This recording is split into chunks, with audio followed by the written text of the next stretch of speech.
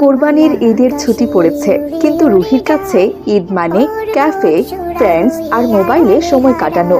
মা রুহি, আমরা কাল গ্রামে যাব, বুঝেছো? কি বলছো তুমি মা? গ্রামে ঈদ করতে যাব? প্লিজ বলো মা, তুমি মজা করছো? না রে মা, এবার গ্রামের বাড়িতেই যাব আমরা। তোমার দাদু দাদির সাথে অনেকদিন দেখা হয়নি। কিন্তু ওইখানে তো ওয়াইফাই নেই মা, কি করব আমি ওখানে গিয়ে? তাছাড়া তুমি তো জানো আমার শহরে থেকে অভ্যাস হয়ে গেছে, গ্রামে যেতে একদম ভালো লাগে না। তোমরা গেলে যাও, আমি একদম যাব না। শোনো রুহি, দিন দিন তুমি বড় হচ্ছ, তাই বাবা মার কথার অবাধ্য হওয়া একদম উচিত না মা। সবার সাথে মিশতে হবে তোমাকে, বুঝতে পেরেছো? শহরে থাকতে থাকতে তুমি একদম অহংকারী হয়ে উঠেছো। আমি আর কোনো কথাই শুনতে চাই না। যা বলেছি তোমাকে তাই করতে হবে, ব্যাস। মায়ের ধমক শুনে রুহি চুপ হয়ে যায়।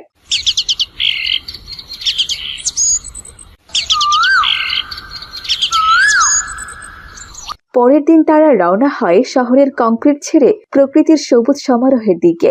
রুহি ভাবতেও পারছে না যে এই যাত্রা তার জীবনে নতুন কিছু বয়ে নিয়ে আসবে। তারা অনেকটা পথ জার্নি করে গ্রামে পৌঁছায়।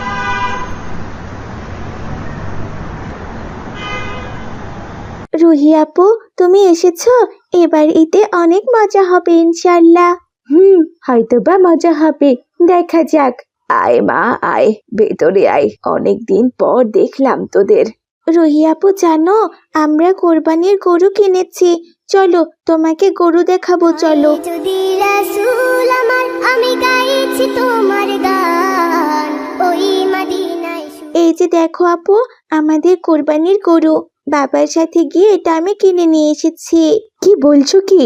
তোমরা এই গরুটাকে কোরবানি দেবে? এটা আবার কেমন নিষ্ঠুরতা! না আপু, তুমি ভুল ভাবছো। এটা নিষ্ঠুরতা না, এটা আল্লাহর রাস্তায় কোরবানি, যেটা হযরত ইব্রাহিম আলাইহিসসালাম শুরু করেছিলেন। কিন্তু কিভাবে শুরু হলো এই কোরবানির ইতিহাস?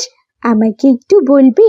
আসলে আমাদের ইংলিশ মিডিয়াম স্কুলে ইসলামিক কোনো সাবজেক্ট নেই, তাই আমি অনেক কিছুই জানি না। ও, এই ব্যাপার, আমি তোমাকে বলছি তাহলে। শোনো আপু, একবার হযরত ইব্রাহিম আলাইহিসসালাম স্বপ্নে দেখলেন তিনি তার প্রিয় পুত্র হযরত ইসমাইল আলাইহিসসালামকে আল্লাহর পথে কোরবানি করছেন। তিনি সেই স্বপ্ন সত্যি বলেই মনে করলেন এবং আল্লাহর আদেশ পালন করতে প্রস্তুত হলেন। কিন্তু আল্লাহ তাআলা পরীক্ষায় উত্তীর্ণ হবার পর ইসমাইল আলাইহিসসালামের পরিবর্তে একটি জান্নাতি দুম্বা পাঠালেন। সেই থেকেই এই কোরবানির শুরু হয়। ওয়াও, এত বড় আত্মত্যাগের ইতিহাস! হ্যাঁ আপু, আমরা ভালো কিছু দেখলে বা শুনলে মাশাআল্লাহ বলি আপু। তুমিও এরপর থেকে মাশআল্লাহ বলবে, এতে তুমি সওয়াব পাবে। ও হ্যাঁ, তোমাকে তো বলতে ভুলে গেছি আপু, রাসূল সাল্লাল্লাহু আলাইহি ওয়াসাল্লাম বলেছেন, আদম সন্তানদের কৃতকর্মের মধ্যে কোরবানির দিনের কোরবানি যে অধিক প্রিয় কোনো কাজ আল্লাহর কাছে নেই। এবার বুঝতে পারছো তো মুসলমানদের জন্য কোরবানি ঈদটা কতটা গুরুত্বপূর্ণ? হ্যাঁ নুসরাত, আমি বুঝেছি। তোমাকে ধন্যবাদ। তোমার জন্য আজ আমি অনেক কিছুই জানতে পারলাম। আমরা আরো অনেক গল্প করব নুসরাত। এবার চলো আমরা ঘরে যাই, আমার খুব ক্ষুধা পেয়েছে। অনেকক্ষণ ধরে জার্নি করেছি, কিচ্ছুই খাইনি। এরপর তারা ঘরে যায়। ঘরেতে রেখেছি জারি দু জাহানের বাদশা নবী কামলিওয়ালা রে। দেখতে দেখতে রাত হয়ে যায়। রাতের বেলা, আচ্ছা নুসরাত, তুই বলতো কোরবানি আসলে আমাদেরকে কি শেখায়? কোরবানি আমাদেরকে শেখায় আল্লাহর জন্য প্রিয় জিনিস ত্যাগ করা, ধৈর্য, বিশ্বাস এবং মানুষের পাশে দাঁড়ানো।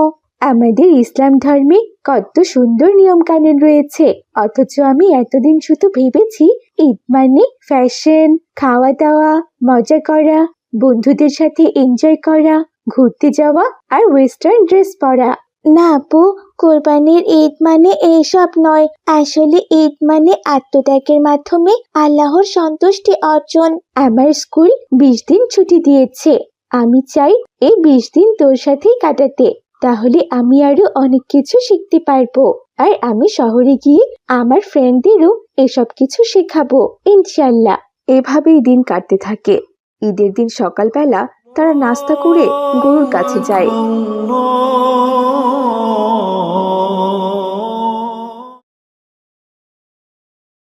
আমি এর আগে কখনো এমন কিছু করিনি। আমার খুব ভালো লাগছে। এই প্রথম কোনো কোরবানির ঈদে আমার এতটা আনন্দ হচ্ছে। আমারও খুব আনন্দ হচ্ছে আপু। দেখো আপু, যখন কোরবানি হবে তখন মনের ভেতর এক ধরনের প্রশান্তি আসবে। নাম লেখা মধুমাখা তুমি মোর কামলিওয়ালা। তো আল্লাহর কাছে পৌঁছায় না, বরং পৌঁছায় তোমাদের তাকওয়া। তাহলে এই কোরবানি তো শুধু উৎসব না, এটা একটা শিক্ষা। আমি বাড়িতে এসে অনেক কিছু শিখতে পেরেছি। ছুটিতে বাড়িতে না আসলে হয়তো এত কিছু জানতেই পারতাম না। এরপর তারা সবাই মিলে গরিবদের মাঝে বিতরণ শেষে খাবার খেতে বসে। রুহি সবার সাথে বসে খাবার খেতে পেরে বেশ আনন্দিত ছিল। দেখতে দেখতে 20 দিন শেষ হয়ে যায়, আর রুহির ঈদের ছুটিও শেষ হয়ে যায়। এতগুলো দিন এখানে থেকে আমার খুব ভালো লেগেছে, আর ফিরে যেতে ইচ্ছে করছে না, কিন্তু আমার কিছুই করার নেই। যেহেতু আমি ওখানে স্কুলে পড়ি, আমাকে যেতেই হবে। তোমাকে আমি খুব মিস করব নুসরাত। আমিও তোমাকে খুব মিস করব আপু। পরের বার থেকে তুমি প্রতি ঈদেই বাড়িতে আসবে। আমি তোমাকে অনেক দোয়া এবং সূরা শেখাবো। দেখবে, গানের থেকে সুমধুর তিলাওয়াত শুনতে বেশি ভালো লাগবে। হ্যাঁ, তুমি একদম ঠিক কথাই বলেছ। ইনশাল্লাহ পরের বার থেকে আমি বাড়িতে ঈদ করব। তুমি ভালো থেকো নুসরাত। আসসালামু আলাইকুম। ওয়ালাইকুম আসসালাম আপু, সাবধানে যেও। এরপর রুহি তার বাবা মায়ের সাথে শহরে চলে আসে। পরের দিন স্কুলে রুহির প্রেজেন্টেশন ছিল। আসসালামু আলাইকুম, আমি হচ্ছি রুহি ইসলাম। এবার ঈদে আমি আমার গ্রামের বাড়িতে গিয়েছিলাম, আর সেখান থেকে আমি শিখেছি কোরবানি মানে শুধু পশু জবাই না, এটা আত্মত্যাগ, ভালোবাসা এবং আল্লাহর প্রতি সম্পূর্ণ আনুগত্যের প্রতীক। ঈদ উল আজহা আমাদের শেখায় আত্মত্যাগ, আল্লাহর প্রতি ভালোবাসা ও মানুষের সেবা। কোরবানি কেবল একদিনের উৎসব নয়, এটি বছরের জন্য একটি শিক্ষা। তো বন্ধুরা, আমাদের আজকের এই গল্পটি তোমাদের কাছে কেমন লেগেছে? ভালো লেগে থাকলে অবশ্যই একটি লাইক করে দেবে। আর তোমরা কি কোথা থেকে দেখছো তা অবশ্যই কমেন্টে জানিয়ে দেবে। ধন্যবাদ সবাইকে। আব্বু, আমি কিন্তু আজ হাটের সব থেকে বড় এবং সেরা গরুটাই কিনবো। তুমি কিন্তু মানা করতে পারবে না, আমি তোমাকে আগেই বলে দিলাম। দাম যতই লাগুক না কেন, এবার কোরবানিতে আমার সেরা গরুটাই লাগবে। মহল্লার অন্য সকল মানুষকে দেখাতে হবে না যে আমাদের গরুটা কত বড়। এ তুমি কি বলছো বোন মিলি? কোরবানির পশু আমরা মানুষকে দেখানোর জন্য কিনবো কেন? কোরবানি তো করব আমরা আল্লাহ তাআলার সন্তুষ্টির জন্য। হ্যাঁ রে মা, সায়েম তো ঠিক কথাই বলেছে। কোরবানি তো আমরা আল্লাহর উদ্দেশ্যেই করি, আল্লাহকে খুশি করার উদ্দেশ্যে, কোনো মানুষকে দেখানোর জন্য না। তাই আমাদের একমাত্র আল্লাহর সন্তুষ্টির জন্যই কোরবানি করা উচিত। আব্বু, তুমিও তো দেখছি ভাইয়ার সুরে কথা বলছো। আমাদের এত টাকা পয়সা থেকে কি লাভ বলো তো, যদি আমরা আমাদের টাকা পয়সা মানুষকে দেখাতেই না পারি? আমাদের কত টাকা আছে, এগুলো যদি আমরা মানুষকে দেখাতে চাই তাহলে তো আমাদের কাজের মধ্যেই তা প্রকাশ করতে হবে, তাই না? তাহলে তো মানুষ বুঝতে পারবে যে আমাদের কত টাকা আছে। বোন, তুমি কিন্তু টাকার অহংকার করছো। তুমি যে টাকার অহংকার করছো সে টাকা তো মহান আল্লাহ তাআলাই আমাদের দিয়েছেন। তাহলে শুকরিয়া আদায় করলে তো মহান আল্লাহ তাআলার কাছেই করতে হবে, মানুষকে কেন দেখাতে হবে বোন? আহা ভাইয়া, তোমাকে নিয়ে আমি আর পারি না। তুমি এত বড়লোক বাবার ছেলে হয়ে সাধারণ জীবন যাপন করো, এখনো একটু মডার্ন হতে পারলে না? তুমি যে আমার ভাই, মাঝে মাঝে আমি সেটা ভুলেই যাই। তোমার চলাফেরা একদম অতি সাধারণ মানুষের মতো, ব্যাকডেটেড খ্যাত। মা মিলি, সাধারণ জীবনযাপন আল্লাহ তাআলার কাছে খুবই পছন্দনীয়। আল্লাহ তাআলা আমাদের এই দুনিয়াতে পাঠিয়েছেন শুধুমাত্র তার গুণাগুণ গাইতে, নিজেকে আকর্ষণীয় করে তুলতে নয় মা। তার হুকুমই হচ্ছে সাধাসিধে জীবনযাপন করতে হবে, আর আল্লাহ তাআলার নেয়ামতের শুকরিয়া আদায় করতে হবে। তাহলে আমরা আল্লাহ তাআলার খাঁটি বান্দা হতে পারবো। আহা বাবা, তুমিও শুরু করলে। তোমাদের দুই বাবা ছেলেকে নিয়ে আমি আর পারি না। আচ্ছা, আর কথা বলো না তো তোমরা, তাড়াতাড়ি চলো হাটে। হাট মনে হয় শেষ হতে চললো, শেষে বড় করে যদি না পাই। এরপর তারা তিনজনে হাটে চলে গেল।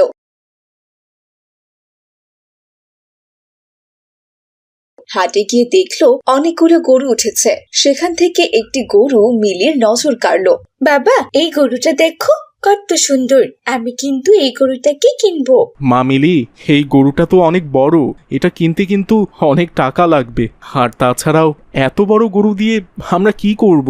কি বলো বাবা, আমাদের কি টাকা পয়সা কম আছে? এর থেকেও বড় গরু হাঁটে উঠলে আমি সেটাই কিনতাম। আমি আর কিছু শুনতে চাই না, আমার এই গরুটাই লাগবে। বোন, আমাদের এই গরুটার দরকার নেই, এটা তো অনেক বড় গরু। আমাদের এই গরুটা হলেই চলবে, আমরা বরং এই ছোট গরুটাই কিনি। চুপ করো তো ভাইয়া, তুমি কোনো কথা বলো না। আমি আব্বুকে রাজি করাচ্ছি, আমাকে বড় গরুটাই কিনে দিতে হবে। তোমার রুচি যেমন খারাপ, তেমনি চোখের নজরটাও খুব ছোট। আহা সাহেব, এমন করতেছেন কেন? আপনার যে টাকা পয়সার কমতি নাই সেটা তো এই মহল্লার হক বলেই জানি। মামুনি যখন জেদ ধরছে এই গরুটা কিনবো, কিনা দেন না। দাম তো অত বেশি না, মাত্র 5 লাখ টাকা। কি বলো ব্যাপারী, এই গরুর দাম 5 লাখ টাকা? তাও তোমার কাছে সেটা মাত্র হয়ে গেল? সাহেব, আপনার যা টাকা আছে তার তুলনায় এটা তো অতি নগণ্য। কোরবানির সময় তো একটু গরু কিনতে টাকা বেশি লাগবই। বোন মিলি, এই গরুর দাম তো অনেক বেশি, এটা কেনার দরকার নেই। এই টাকায় তো আমরা আরো 3-4টা গরু কিনতে পারবো। ভাইয়া, 3-4টা গরুর আমার কোনো দরকার নাই, আমার দরকার একটা গরুর, কিন্তু সেটা গরুর মতো গরু হতে হবে, তাও আবার সবার সেরা গরু। আমাকে এই গরুটাই কিনতে হবে। কিন্তু মা, কোনো কিন্তু নয় আব্বু, তোমাকে যেটা বলেছি তুমি সেটাই করো। যদি এই গরুটা তুমি এখন আমাকে না কিনে দাও, তাহলে আমি এক্ষুনি এখান থেকে চলে যাবো। আহা সাহেব, এমন করতেছেন কেন? মাইয়াটা জেদ ধরছে, কখন থেকে কইতাছে লন না গরুটা, মাত্র তো 5 লাখ টাকারই ব্যাপার। এরপর আব্দুল্লাহ তার অনিচ্ছা সত্ত্বেও গরুটি 5 লাখ টাকা দিয়ে কিনে নিল। তারপর তারা গরু নিয়ে বাড়িতে রওনা করলো। এখন আমি আমাদের মহল্লায় মাইক লাগিয়ে সবাইকে ডেকে ডেকে আমাদের এই বড় গরুটা দেখাবো। আমার বিশ্বাস এই মহল্লায় এত বড় গরু আর কেউ কখনো দেখেনি। সবচেয়ে বড় গরুটা আমরাই কিনেছি। আমাদের এই গরুর সাথে কি আর কেউ পারবে নাকি? বোন মিলি, এত বড় গরু আমরা কিনেছি ভালো কথা, কিন্তু এই গরু নিয়ে তুমি অহংকার করো না, তাহলে যে আল্লাহ তাআলা আমাদের কোরবানি কবুল করবেন না। তোমাকে বলেছি না ভাইয়া, তুমি একদম চুপ থাকবে, আমার কথার মাঝখানে একদম কথা বলবে না। তোমার ভাইয়া তো ঠিক কথাই বলেছে মা মিলি। তুমি জেদ করেছিলে বলে গরুটা আমি নিলাম। গরুটা মাশাআল্লাহ অনেক ভালো হয়েছে, তবে তোমাকে এই গরু নিয়ে কিন্তু অহংকার করা যাবে না। এত টাকা দিয়ে আমরা গরু কিনেছি, আল্লাহ তাআলা যেন আমাদের কোরবানিটা ভালোভাবে কবুল করে নেন, ঠিক আছে মা? আচ্ছা, সেটা পরে দেখা যাবে আব্বু।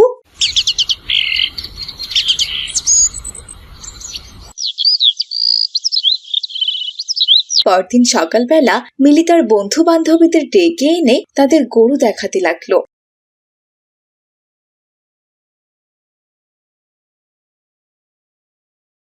এই দেখ মাইসা, আমাদের গরুটা কত বড়। এরকম গরু কি তুই জীবনে এর আগে কখনো চোখে দেখেছিস? না না, সত্যিই তো দেখছি তাদের গরুটা অনেক বড়। এত বড় গরু তোরা কত টাকা দিয়ে কিনলি রে? কত আবার, গুনে গুনে পুরো 5 লাখ টাকা দিয়ে গরুটা কিনেছি। 5 লাখ টাকা দিয়ে গরুটা কিনেছিস? হায় আল্লাহ, এতগুলো টাকা! এটা তো সামান্য টাকা, আমরা চাইলে তো এর থেকেও বেশি দামে গরু কিনতে পারতাম, কিন্তু খামোখা অত বড় গরু কিনে আর কি হবে? আমাদের সাথে টক্কর দেওয়ার মতো তো এই মহল্লায় আর কেউ নেই। হ্যাঁ হ্যাঁ, মিলি একদম ঠিক কথা বলেছে। ওদের মতো বড় লোক কি এই মহল্লায় আর কেউ আছে? এত বড় গরু তো শুধু ওদেরকে মানায়, আর কাউকে নয়। সত্যি গরুটা অনেক বড়, একদম দানব গরুর মতো লাগছে। মিলি, তোমাদের এই গরুটা দেখে আমার খুব ইচ্ছে করছে এই গরুর মাংস খেতে। ঈদের দিন আমাকে একটু মাংস দিও কিন্তু। এই দেখো, আরেক ভিখারির কাণ্ড, আগে ভাগেই মাংস চেয়ে বসে আছে। তোকে কি মাংস দেওয়ার জন্য আমি এত বড় একটা গরু কিনেছি? এই গরু কিনেছি আমাদের যে 5টা ফ্রিজ আছে, সেই 5টা ফ্রিজে মাংস ভরিয়ে রাখার জন্য, ঠিক আছে? তোর জন্য নয়, বুঝেছিস? কিন্তু মিলি, কোরবানির তো কিছু নিয়ম কানুন আছে। কোরবানির মাংস তো 3 ভাগে ভাগ করতে হয়, 2 ভাগ বিলি করে দিতে হয়, আর 1 ভাগ নিজে ভক্ষণ করতে হয়। তোমরা এত বড় গরু কিনেছো, আর এর মাংস মহল্লাবাসীকে দিবে না? মহল্লার গরিব মানুষরা তাহলে কি তাদের হক পাবে না?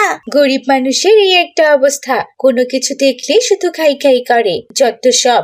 এই তুই চুপ কর তো, কোনো কথা বলবি না। এসেছে ওর হক আদায় করতে, টাকা দিয়ে গরু কিনেছি আমরা, আর মাংস খাবে সে। যা যা, ভাগ এখান থেকে। মিলি যখন এসব কথা হালিমাকে বলছিল তখন সেখানে আব্দুল্লাহ আর সাইম চলে এলো। মিলির এমন কথা শুনে তারাও ভীষণ দুঃখ পেল। তখন আব্দুল্লাহ তার মেয়ে মিলিকে বলল, ছি ছি ছি ছি ছি ছি মা মিলি, তোমাকে তো আমি আগেই বলেছি কোরবানি নিয়ে অহংকার একদম করবে না। তুমি না আমাকে কথা দিয়েছিলে, এখন কেন তোমার বন্ধুদের সাথে এমন ব্যবহার করছো? হালিমারা তো গরিব মানুষ, ওদের তো আমাদের কোরবানির উপর হক আছে। ও খারাপ কি বলেছে? হ্যাঁ, তুমি তাই বলে ওর সাথে এভাবে দুর্ব্যবহার করবে? আব্বু, মিলিকে তুমি একটু শাসন করো। ওর দিন দিন সাহস কিন্তু বেড়ে যাচ্ছে। ও যা অহংকার শুরু করেছে না, আল্লাহ তাআলা না জানি কবে ওর অহংকারের পতন ঘটান। আমাদের সম্পদ হারাতে হয়, আমাদের এই সম্পদ আল্লাহ দিয়েছেন। সকল কিছুতেই আল্লাহ তাআলারই শুকরিয়া আদায় করতে হবে, কিন্তু সে তা না করে সবসময় শুধু অহংকার করে। শোনো বাচ্চারা, তোমরা সকলেই আমার ছেলে মেয়ের মতো। আমি আমার মেয়ের পক্ষ থেকে তোমাদের কাছে ক্ষমা চেয়ে নিচ্ছি। ওর আসলে হিতাহিত জ্ঞান বুদ্ধি লোপ পেয়েছে।